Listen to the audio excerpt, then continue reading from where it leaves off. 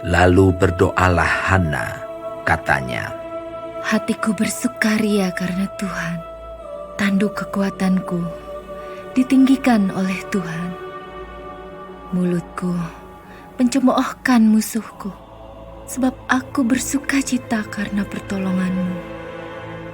Tidak ada yang kudus seperti Tuhan, sebab tidak ada yang lain kecuali Engkau, dan tidak ada gunung batu seperti Allah kita. Janganlah kamu selalu berkata sombong, janganlah caci maki keluar dari mulutmu, karena Tuhan itu Allah yang Maha Tahu, dan oleh Dia perbuatan-perbuatan diuji. Busur pada pahlawan telah patah, tetapi orang-orang yang terhuyung-huyung, pinggangnya berikatkan kekuatan. Siapa yang kenyang dahulu, sekarang menyewakan dirinya karena makanan. Tetapi orang yang lapar dahulu, sekarang boleh beristirahat. Bahkan orang yang mandul melahirkan 7 anak, tetapi orang yang banyak anaknya menjadi layu. Tuhan mematikan dan menghidupkan. Ia menurunkan ke dalam dunia orang mati dan mengangkat dari sana. Tuhan membuat miskin dan membuat kaya. Ia merendahkan dan meninggikan juga. Ia menegakkan orang yang hina dari dalam debu dan mengangkat orang yang miskin dari lumpur, untuk mendudukkan dia bersama-sama dengan para bangsawan dan membuat dia memiliki kursi kehormatan. Sebab Tuhan mempunyai alas bumi, dan di atasnya Ia menaruh daratan. Langkah kaki orang-orang yang dikasihinya dilindunginya, tetapi orang-orang fasik akan mati binasa dalam kegelapan. Sebab bukan oleh karena kekuatannya sendiri seorang berkuasa. Orang yang berbantah dengan Tuhan akan dihancurkan. Atas mereka Ia mengguntur di langit. Tuhan mengadili bumi sampai ke ujung-ujungnya. Ia memberi kekuatan kepada raja yang diangkatnya dan meninggikan tanduk kekuatan orang yang diurapinya.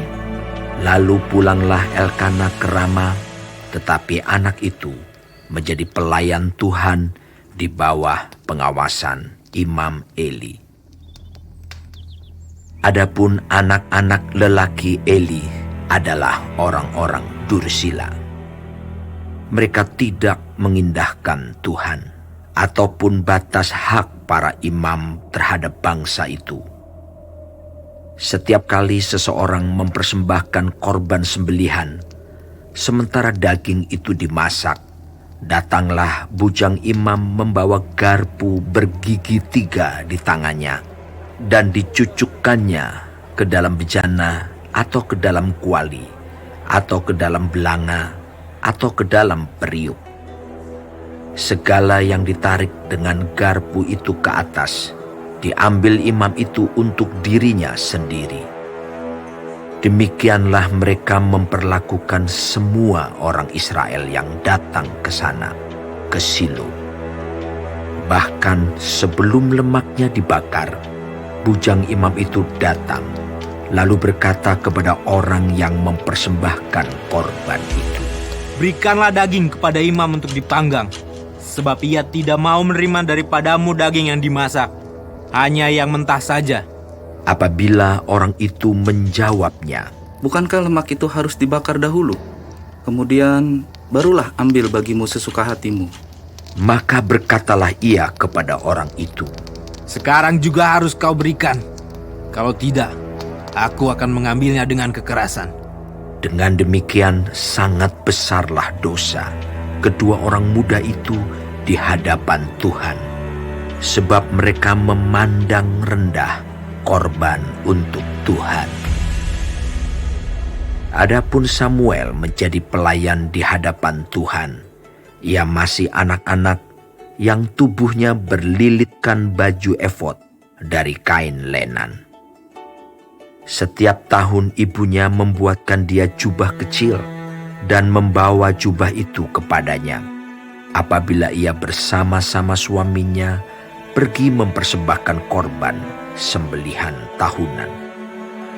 Lalu Eli memberkati Elkana dan istrinya, katanya, Tuhan kiranya memberikan keturunan kepadamu dari perempuan ini, pengganti yang telah diserahkannya kepada Tuhan. Sesudah itu pulanglah mereka ke tempat kediamannya.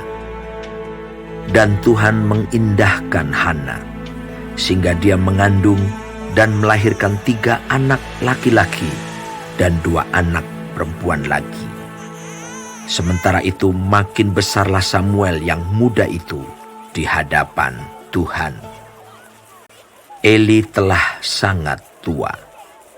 Apabila didengarnya segala sesuatu yang dilakukan anak-anaknya terhadap semua orang Israel, dan bahwa mereka itu tidur dengan perempuan-perempuan yang melayani di depan pintu kemah pertemuan, berkatalah ia kepada mereka, Mengapa kamu melakukan hal-hal yang begitu? Sehingga ku dengar dari segenap bangsa ini tentang perbuatan-perbuatanmu yang jahat itu. Janganlah begitu, anak-anakku. Bukan kabar baik yang ku dengar itu, bahwa kamu menyebabkan umat Tuhan melakukan pelanggaran. Jika seseorang berdosa terhadap seorang yang lain, maka Allah yang akan mengadili. Tetapi jika seseorang berdosa terhadap Tuhan, siapakah yang menjadi perantara baginya? tetapi tidaklah didengarkan mereka perkataan ayahnya itu, sebab Tuhan hendak mematikan mereka. Tetapi Samuel yang muda itu semakin besar dan semakin disukai, baik di hadapan Tuhan maupun di hadapan manusia. Seorang abdi Allah datang kepada Eli dan berkata kepadanya, Beginilah firman Tuhan, bukankah dengan nyata aku menyatakan diriku kepada nenek moyangmu, ketika mereka masih di Mesir dan takluk kepada keturunan Firaun. Dan aku telah memilihnya dari segala suku Israel menjadi imam bagiku, supaya ia mempersembahkan korban di atas mezbahku, membakar ukupan dan memakai baju efod di hadapanku.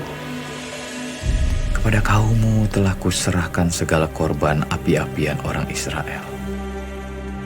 Mengapa engkau memandang dengan loba kepada korban sembelihanku dan korban sajianku yang telah kuperintahkan?